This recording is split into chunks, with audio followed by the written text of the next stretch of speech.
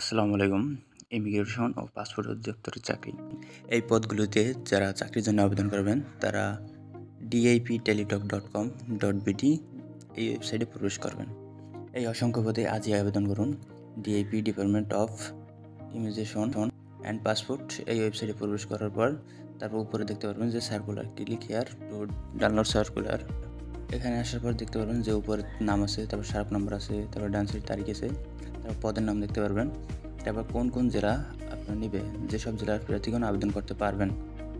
মোট 6টি পদে আবেদন নেবে। তার ভিতরে কম্পিউটার অপারেটর হচ্ছে 3টি পদ, আর একটা assistant accounts, data entry operator, তারপর রেকর্ড কিপার।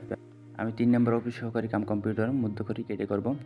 শিক্ষাগত যোগ্যতা দেখব, কমপক্ষে দ্বিতীয় বিভাগে উচ্চ মাধ্যমিক সার্টিফিকেট পরীক্ষা উত্তীর্ণ হতে হবে। তারপর কম্পিউটার ব্যবহার দক্ষতা থাকা লাগবে। তারপর ডাটা প্রসেসিং, ডাটা টাইপ আপনার বাংলায় 20 শব্দ, ইংরেজিতে 28 শব্দ থাকা লাগবে।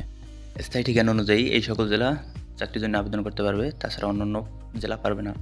তারপর আমি 3 নম্বর পদে আবেদন করব। এই ক্ষেত্রে অ্যাপ্লিকেশন ফর্ম ক্লিক করব। এখানে দেখতে পাইতেছেন যে 6টা পদে আবেদন আছে। আমি 3 নম্বর পদে আবেদন করলাম, টিক দিলাম, তারপর নেক্সট বাটন। আপনার যদি অল জবস এটা মেম্বার হয়ে থাকেন তাইলে ওই ক্ষেত্রে ইএস দিয়ে আইডি দেবেন, তাইলে আপনার সকল তথ্য আসবে। ওই তথ্যের মাধ্যমে আপনি খুব সহজে চাকরি আবেদন করতে পারবেন। আমার নেই, এক্ষেত্রে নো দিলাম।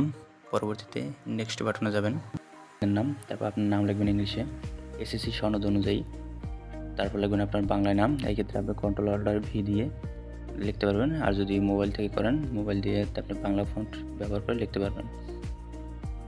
তারপর পিতার নাম দিবেন বাংলা, ইংলিশে আগে, তারপর বাংলা। আর খেয়াল রাখবেন যে সার্টিফিকেট অনুযায়ী আপনার আছে কিনা। আপনার সনদ অনুযায়ী থাকলে ভালো হবে, আর নয়তো আপনি যে কোনো ক্রমে বরখাস্ত হইতে পারেন বা একটা সমস্যায় পড়তে পারেন। পরবর্তীতে মাতার নাম দেব, ইংলিশে লিখব, বাংলা, তারপর জন্ম তারিখ। এক্ষেত্রে দেখবেন যে আগে মাস, তারপর দিন, তারপর বছর চাইতেছে। তারপর দেখবেন যে ন্যাশনালিটি বাংলাদেশি, তারপর রিলিজন ইসলাম, তারপরে জেন্ডার মেল। তারপর আপনার ন্যাশনাল আইডি কার্ড আছে কিনা, থাকলে ইয়েস দেবেন, না থাকলে নো দেবেন। যে কোনো একটা দিতে হবে, হয়তো জন্ম নিবন্ধন নয়তো ন্যাশনাল আইডি কার্ড। আমি ন্যাশনাল আইডি কার্ড দিলাম। তারপর আমার জন্ম নিবন্ধন আছে, আমি তাও দিলাম। আপনার যা যা তথ্য থাকবে কখনো গোপন করবেন না, সব সঠিকভাবে দেবেন। পরবর্তীতে পাসপোর্ট আছে কিনা, ওই ক্ষেত্রে নো, নাই। তারপর মেরিটাল স্ট্যাটাস সিঙ্গেল, তারপর ফোন নাম্বার দেবেন উপরে। তারপর ওই একই ফোন নাম্বার নিচেও দেবেন, কপি করে কিছু ক্ষেত্রে হয়, কিছু ক্ষেত্রে হয় না। তারপর আপনার যদি ইমেল অ্যাড্রেস থাকে, ইমেল অ্যাড্রেস বাধ্যতামূলক না, যদি থাকে ওই ক্ষেত্রে ইমেল অ্যাড্রেসটি আপনি দিয়ে দেবেন। তারপর কোঠার ক্ষেত্রে আপনি যদি কোঠা থাকে ওই ক্ষেত্রে দেবেন, যদি কোঠা না থাকে নন কোঠা দেবেন। আমার আনসার বিডিবি কোঠা দিলাম, এই ক্ষেত্রে আমার একটা প্রশিক্ষণ করা আছে এই জন্যে। তারপর বর্তমান ঠিকানা দেবেন, কেয়ার অফ দেবেন পিতা, যদি পিতা ঠিকানায় থাকেন। তারপর ভিলেজ, টাউন, রোড নাম্বার লিখবেন, চাইলে ওয়ার্ডও দিতে পারেন। তারপর দেখতে পারবেন যে ডিস্ট্রিক্ট, জেলা, তারপর জেলা দিবেন। বর্তমান ঠিকানা যে কোনো জেলায় হইতে পারে, ওইটা না থাকলে সমস্যা নেই, কিন্তু স্থায়ী ঠিকানার ক্ষেত্রে সার্কুলার অনুযায়ী দেবেন। তারপর আপনার থানা দেবেন, থানা দিলাম। তারপর পোস্ট অফিস দেবেন, পোস্ট অফিস দিলাম। তারপর পোস্টাল কোড, যে 4 সংখ্যার কোড, ওইটা এনআইডি কার্ডের পিছনে পাবেন, ওইটা দেবেন। তারপর স্থায়ী ঠিকানা দেবো, স্থায়ী ঠিকানা ওই একইভাবে লিখবেন, কেয়ার অফ, তারপর ভিলেজ, টাউন, রোড এটা দেবেন। তারপর জেলা দেবেন, তারপর উপজেলা দেবেন, তারপর পোস্ট অফিস দেবেন, তারপর পোস্টাল কোড দেবেন।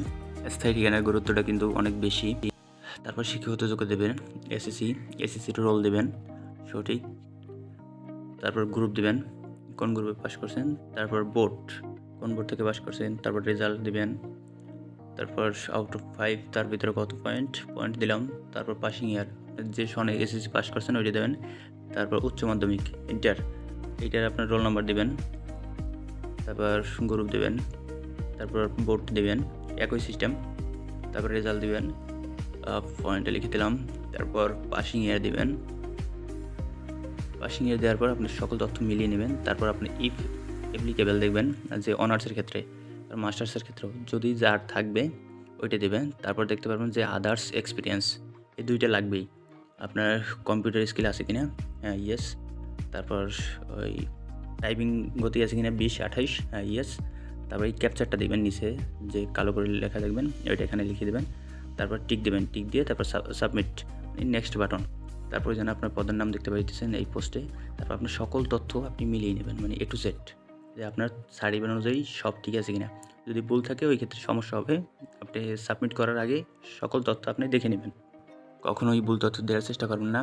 লাগলে একবারের জায়গায় 5 বার করবেন আবেদন, সমস্যা নাই। একবার পেমেন্ট করবেন, ওইটাই কারেক্ট হবে। তারপর ছবি দেবো, সিগনেচার দেবো, ছবির সাইজ 300x300, সিগনেচার সাইজ 382। তারপর সাবমিট দেবেন। তারপর যে দেখতে পারবেন আপনার সাবমিট সাকসেসফুল। তারপরে যেন পাসপোর্ট দেখতে পারতেছেন যে তাদের মূল ওয়েবসাইট এই জন্যে দিয়ে দিয়েছে।